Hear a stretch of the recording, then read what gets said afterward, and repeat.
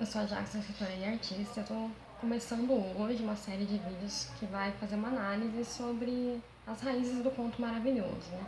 Como que surgiu, como que é a estrutura do conto dentro do gênero maravilhoso. Eu tô tomando como base esse livro aqui, do Vladimir Prop, que ele tem aqui como uma premissa, uma questão fundamental, analisar aqui de a forma abstrata, né?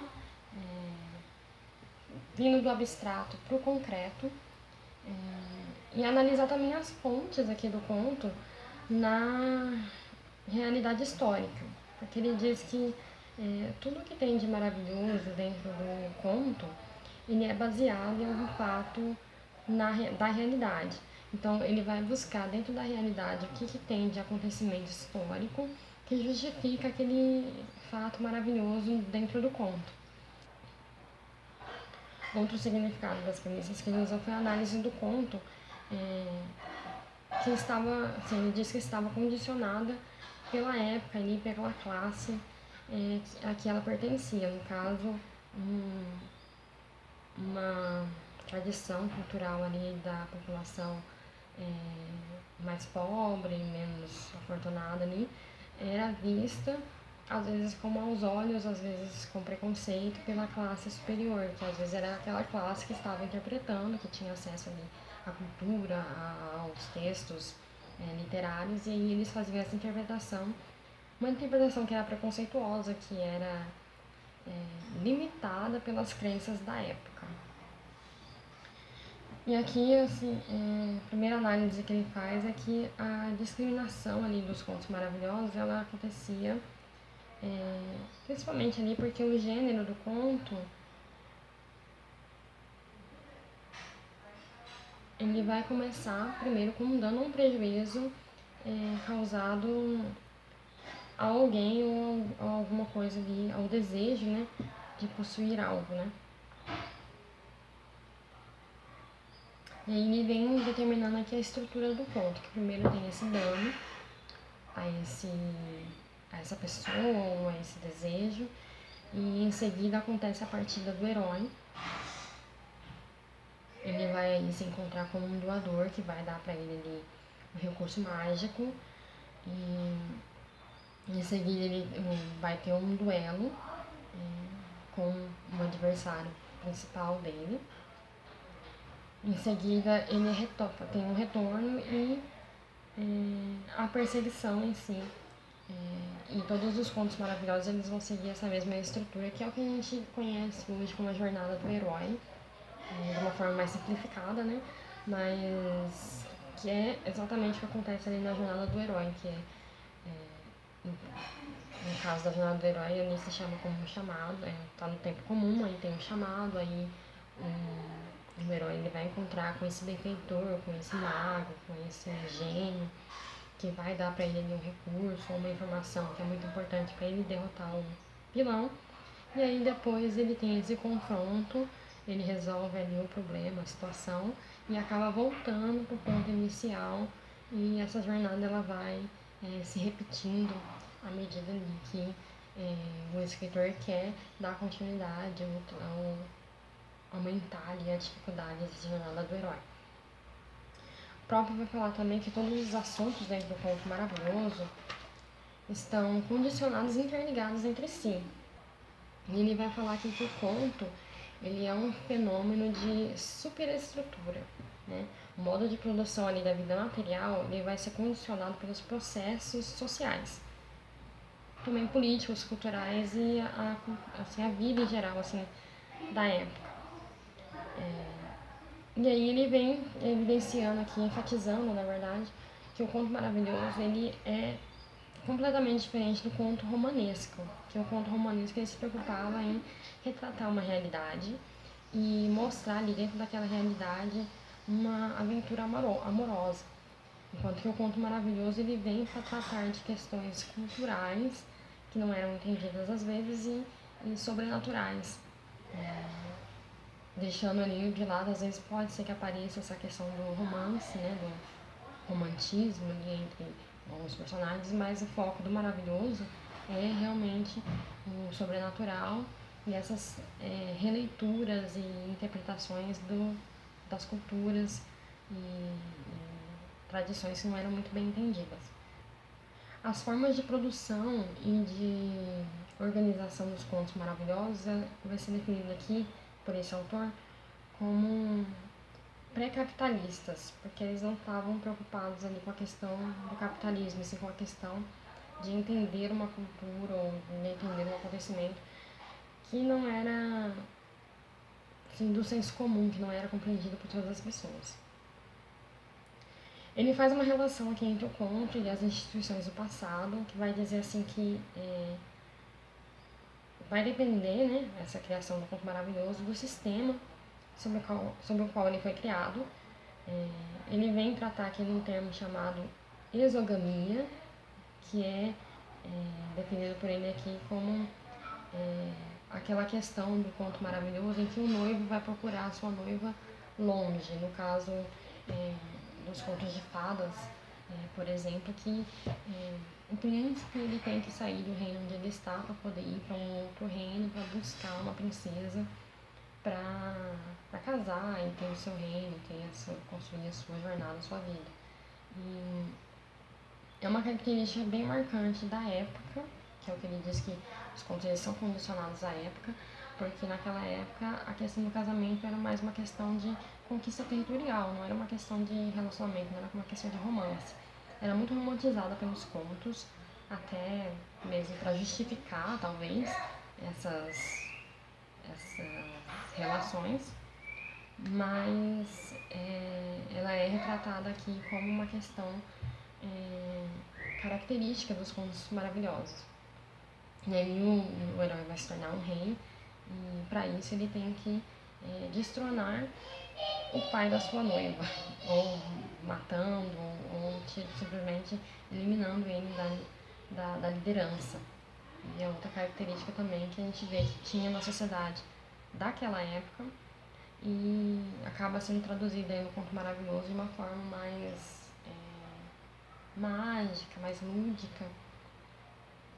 Ele fala também da relação do conto e do rito, que os contos maravilhosos vão retratar muitos rituais religiosos ou de cultos e essa relação dos ritos e os costumes das épocas. Esses ritos, eles têm esses rituais, né, esses cultos têm relação direta com a cultura. E no caso do conto maravilhoso, o rito ele vem com uma reinterpretação do ponto de vista ali do escritor, do narrador. E acontece aqui essa conversão do rito que era visto como negativo, principalmente dos cultos religiosos que não eram reconhecidos ali na época, e tirando essa visão ultrapassada do ritual, dando uma nova interpretação, um novo significado ali dentro do conto. E no caso, a função do conto é explicar esse ritual. E ele fala também da relação do conto e do mito, que ele vai exercer uma função social nessa relação aí do mito com o local de origem do mito. E tem também ali a questão de como esse mito vai ser contado, que ele pode ser contado de uma forma simplesmente para explicar, que é uma coisa que eu vi no livro A Ponte Entre os Dois Mundos, que o autor colocou ali muitos mitos russos. No caso, esse autor ele é russo, então ele cita muitos dos mitos da Rússia, e tem algumas citações, algumas referências desses mitos russos nesse livro A Ponte Entre os Dois Mundos, que é lá da editora Pendragon. Eu fiz resenha aqui no canal. E no caso, nesse livro da editora Pendragon, a gente tem, que é do autor William, né? A gente tem o autor explicando, o narrador ali no caso, explicando a origem desses contos, mas explicando de uma forma um pouco mais romanesca. E aí tem a diferenciação entre dois contos. Tem o conto que ele vai simplesmente descrever, contar novamente esse mito, a função social dele seria não deixar que esse mito caia no esquecimento. E tem também o que acontece ali no livro A Ponte dos Dois Mundos, que é uma reinterpretação que ele vai dá um novo significado, que é o que aconteceu com os contos de fadas, que eles sofreram várias reinterpretações, tanto que hoje a gente tem muita gente buscando os contos originais, que não eram contos com finais felizes, que eram contos bem perturbadores até. Então, no caso, o conto ele tem essa função com relação ao mito, que é o de não deixar que ele morra e também dar uma nova interpretação, um final mais feliz, uma visão mais otimista desses mitos que não eram tão bem entendidos na época. O autor também faz uma relação aqui do conto com o pensamento primitivo. Ele vai dizer aqui que o ritual ele é provocado por interesses econômicos, mas de forma indireta. Ele vai se manifestar aqui em atos e na forma de organização social, né? No folclore ou na língua, para determinar ali a questão, a relação dessa população, desse contexto social com a economia e a própria organização da sociedade mesmo. E o autor também faz aqui a relação entre a gênese e a história. Ele vai definir que a gênese é a origem daquele evento, que seria o fato histórico que gerou aquele mito, aquele ritual. E a história, no caso, seria o desenvolvimento desse evento. Como que as pessoas receberam, conheceram, como que elas lidam com esses mitos e com esses rituais.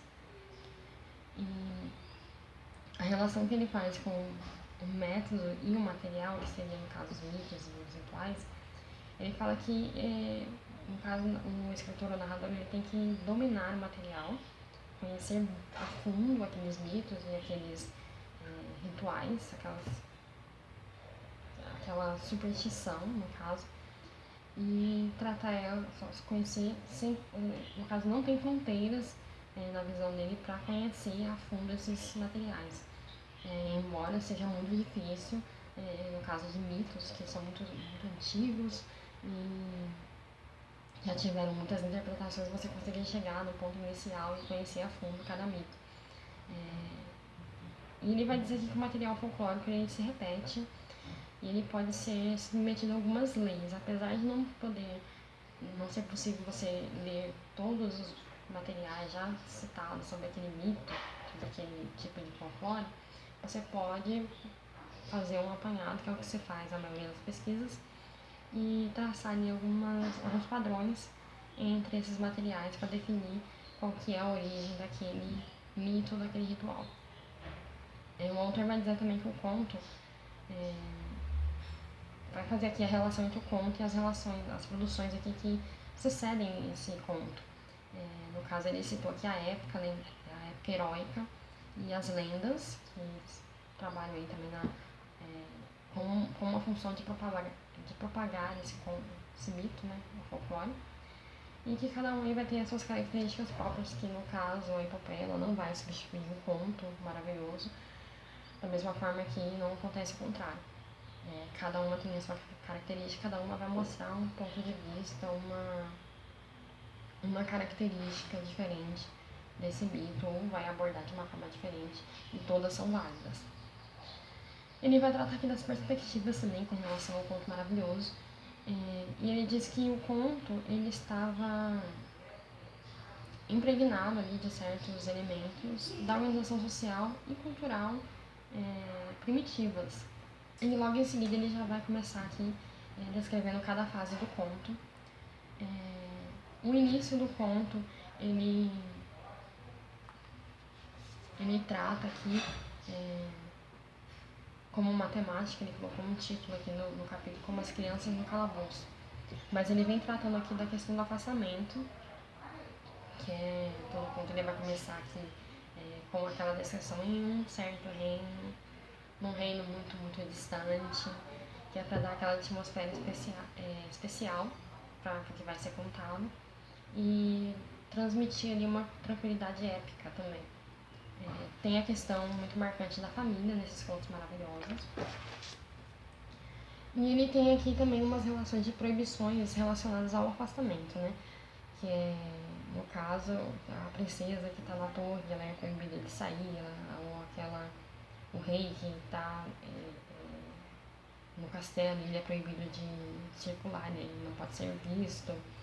E aí essa relação do afastamento também vem sendo trazida aqui com a questão da a desobediência ali, provocada pela desgraça, e a proibição do afastamento, e o encarceramento, que é o mais frequente, né, o mais evidente nesses contos maravilhosos, que é se você sair do seu encarceramento, você vai provocar uma maldição, você vai morrer, vai acontecer muitas coisas ruins. E ele fala que na reclusão dos reis de Fraser, o rei tem um poder mágico sobre a natureza, né? O céu, a chuva, os seres humanos, o gado, e também do bem-estar daquele rei vai depender do bem-estar de todo o povo. Então por isso ele tinha que estar recluso, protegido, e ninguém podia ver ele, ninguém podia saber quem que era o rei, porque se alguma coisa acontecesse com ele, todo o reino ia ficar desgraçado, ia acontecer coisas muito ruins. E a questão aqui do isolamento dos filhos dos reis no conto, ela tem essa relação aqui com essa crença de que a realeza era intocável e era um ser mágico que devia ser muito protegido.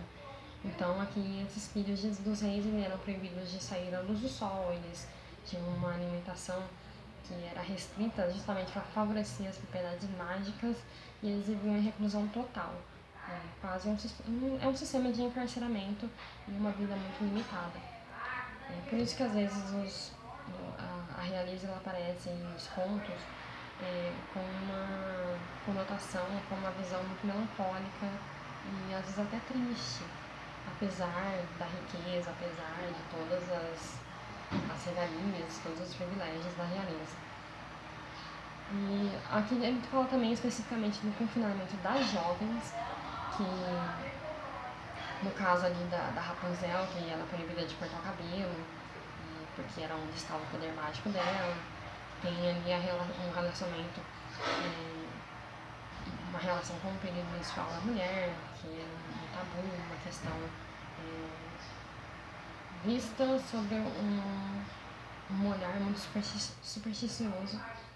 E esse confinamento ele era normalmente, na maioria dos casos, seguido pelo casamento, né? Porque a partir do momento que a menina passa a ser mulher, ela é confinada e ela só pode sair do confinamento após ali o casamento.